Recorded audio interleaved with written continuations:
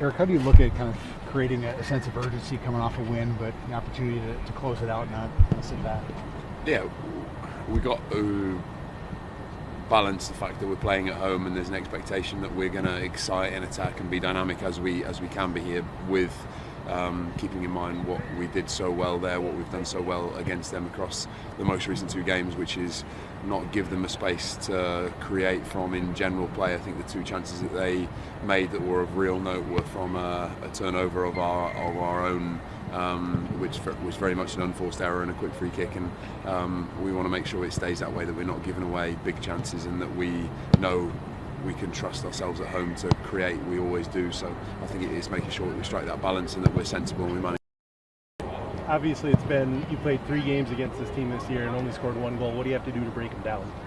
Yeah, that's not a huge concern of mine coming and playing at home, because I feel like we're on a really good roll here. We've got a really good feeling playing here.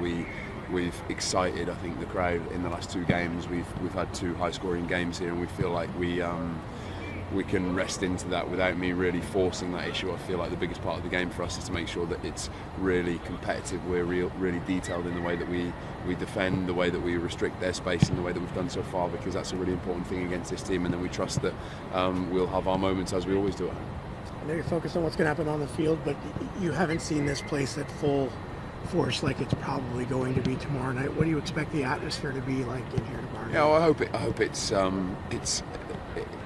at least the baseline of the atmosphere that we had in the last home game here, which I thought was phenomenal, and we left with a really good feeling here. And it was easy for me to sell to the players that we've got a chance to come home on Saturday night and win the series in front of 20,000 people in an atmosphere like hopefully none of us have experienced this year. So that's been a big part of the preparation so far. It's been a big part of the message that I've put in front of the players, and it would certainly have made a difference where there's that carrot at the end of a win when we go and play in Salt Lake. That's a huge factor. So I feel like it's something that we've got to again lean into and make sure that we use well. Are there any concerns with the 11 double game week? No, I wouldn't say so, because it's I think typically where players find it tough is the Wednesday, Saturday, the Tuesday, Saturday less so. I feel like we put in a shift up there, but it wasn't excessive. When we looked at the data, we were able to make the changes that we wanted to make, and again, I trust that we can use the home atmosphere as a real energising factor, and that is something that typically takes away any sense of fatigue. We've had tough away trips where we've gone and played Wednesday, Saturday, and we felt like we've needed to make a load of changes. Certainly that won't be the case this time around. Whatever happens on Saturday, it could be either 2 or 3 weeks until you play again, depending on what the result is. Is that a little frustrating, these international breaks? Oh, we've tried not to think all that much about what happens beyond this Saturday, and it's a cliche, but we've got to win the game that's in front of us. We've got to treat this as though it's a cup final in its own right, and I feel if we do that, then if that becomes a problem, it's certainly a nice problem to have at least. How hard is it just to keep guys from putting too much pressure? I mean, I guess that's, you get the strike if you need it, losing this one, and then you get another chance. But how much do you try and keep guys from, don't make the moment too big, go through normal routine, treat it like a game like any other, even though there are higher stakes this time? I think we're fortunate in that sense. We're in a good rhythm around how we need to prepare for important games, because we felt like every game that we came back from post-Leagues Cup really felt like a cup final if we wanted to get to where we wanted to get to, and I think we've handled that pressure with real poise. We won 7 of the last 10 games that we felt were crucial in their own right at every point. We've won the first game in the playoffs, treating that as though it's a final, and we'll treat this as it's a final. And I feel like when we've been true to what we do in the build-up to games, process-wise, it's typically stood us in really good stead. How do you look at just the familiarity of having 3 games against RSL within a month?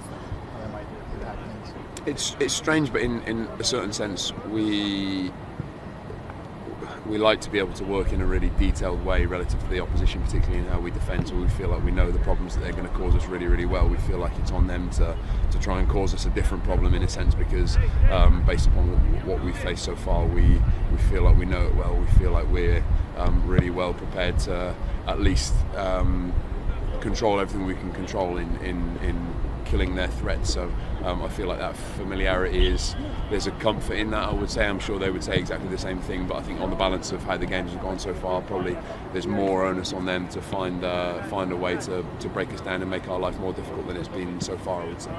you feel sort of a sense of sort of a tactical chess match going on between you and Real Salt Lake? Yeah, I've really enjoyed the games against them because I think they've got an interesting way of playing. They've got some players with some really interesting characteristics. The games are, from a tactical perspective, I would say they're really high level. We make a change, they make a change, we react, they react.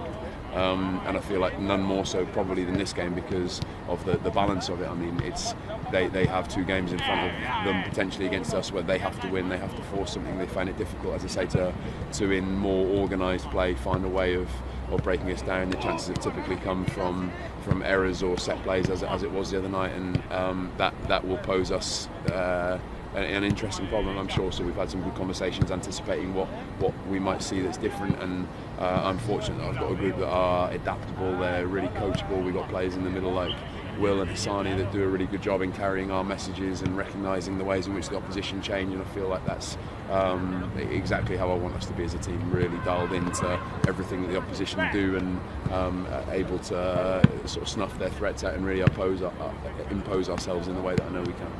How do you look at Will, just big picture wise? Obviously, he's not as young as he once was, but you've been relying on him very regularly. What has he kind of meant overall? I feel like he really goes under the radar in terms of his importance, and I think probably the biggest